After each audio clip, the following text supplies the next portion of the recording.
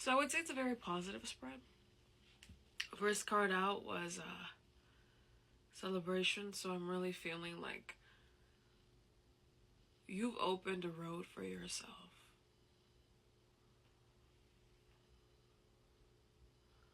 You've held up what was meant to kind of like cage you in and kind of like stood it up in a way where you're able to cruise right through.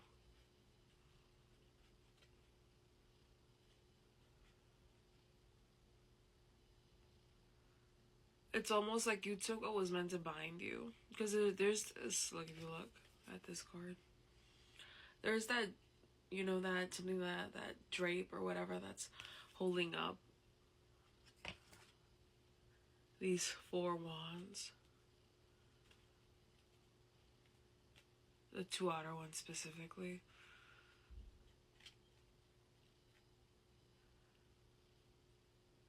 And it's almost like I keep picturing that one tarot card where, where she has that blindfold.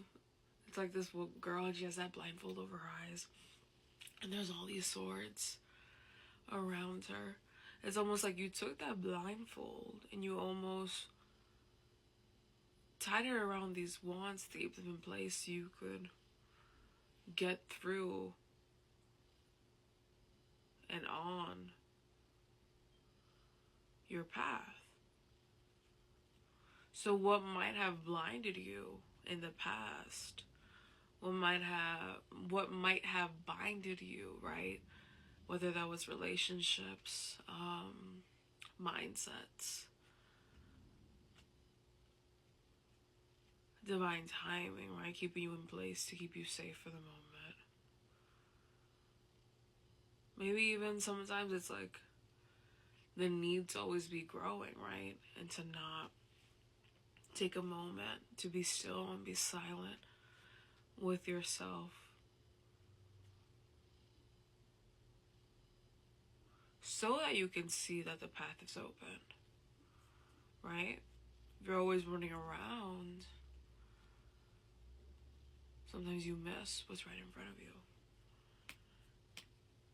And I see that a big key in this celebration, in this open road opener, open path that you've kind of, that role you've played in your life, is this curiosity. Because there's almost like a knowing of like, this is not all that there is. Like there has to be more. And not out of like greed and being like insatiable. That's not what I'm getting from this card. Because she looks like almost sad, but not really. It's almost like a knowing that I'm getting from her face. And you see that again, she has like a shawl over her crown. Orange one at that. So it's almost like this creativity that's intertwined with this curiosity. That almost pulls you out of this gray cloud that sometimes you either absorb from other people or envelops you from like within yourself, right? When you start feeling like almost like too statuesque, like it's almost like this, what I'm getting is like a statue is frozen in place, right? Literally they can't move. So sometimes when you get restless, I'm not saying this is a good or bad thing, but you will look sometimes out of panic, that restlessness, like, oh my god, like why is there no movement or no perceived movement, like in your mind, right, in the 3D.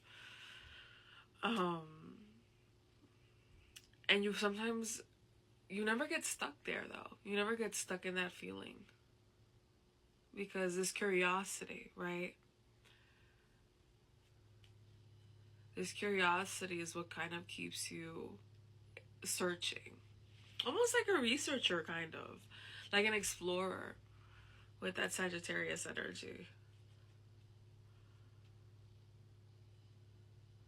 Pisces energy too, of expansion, of like, you never accept things of like, this is all there is, or this is the, you know, people say like, this is the way things have been, and this is the way, this is the story of how that happened, and this is the way they're always going to be. That's not you. You have this ability to never give in to that like dull gray mindset of giving up on yourself, giving up on life, giving up on the world, giving up on your dreams. You know, if you think about clouds, you know, and the crown being like the crown chakra, which is more like spirituality, right? Things that are unseen, right? Things that maybe aren't in the material reality yet, but that doesn't mean they couldn't be, or they won't be, or they already aren't in some other dimension, right? Everything's connected.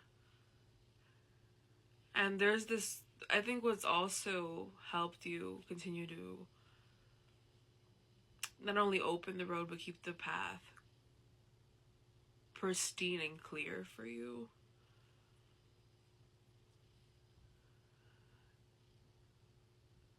is that you kind of have given up on this idea of competition in the way, in this world where it's always about comparison, right? Comparison with others, what they're wearing, I don't know, their status, how they look, who they are, right? It's almost like you've never had that, you know? Which I think is a really, like, you really should be proud of that in this day and age where, you know, things can be a little superficial, unfortunately, right? There's this way where, I don't know, you never really, maybe you like to compete, but like in games and those sort of things, you know, like a board game, but you don't like to compete with the things that actually matter, the things that are supposed to be like, I don't know if you've always had this sense of like being golden,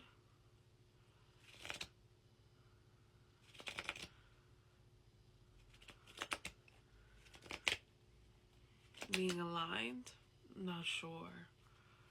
But there's this way where you have never really competed with others, right? Because you always saw the world as like, there's more than enough for you and me. And I'm only like, I'm the best at being myself, and you're the best at being yourself. And there's no reason to compete with each other if we're both just trying to be the best versions of ourselves, right? What's meant for me will not miss me. And there might have been, maybe in the past, you know how self-sabotage is real, and we did, I don't know, I feel like maybe in the past there was this thing where you maybe didn't believe or really truly feel like you deserved to be in this energy of celebration.